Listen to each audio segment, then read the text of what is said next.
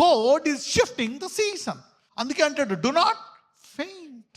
You see, Abraham ఏమనుకున్నాడు? నా జీవితం అయిపోయింది అనుకున్నాడు. కానీ అతనిలో లేమి, నష్టము చాలా ప్రత్యక్షమయ్యాయి. కానీ అతను విశ్వాసంలో ఓడిపోక, వెనక్కి వెళ్ళిపోక, గట్టిగా పట్టుకొని అలాగే నిరీక్షిస్తున్నాడు గనక మళ్ళా కోల్పోయింది నూరంతలు వచ్చేసింది చక్కగా. మొదట కష్టాలు అలాగే ఉంటాయి, తర్వాత మహిమ వచ్చినప్పుడు ఆ నిచ్చిన ఆటోమేటిక్గా నువ్వే ఎక్కేస్తావు నువ్వు లైఫ్.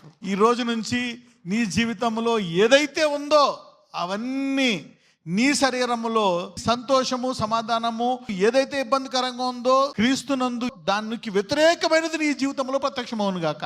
పాపానికి పరిశుద్ధత, వ్యాధికి స్వస్థత. సో అందుకే ఏమంటున్నాడు, వీటిలోంచి ఇలాగొస్తుంది. కాబట్టి ఈ కష్టాల విషయమై నువ్వు అలసిపోక, సొమ్మసిల్లక, do not faint. The abundant grace is going to shift that.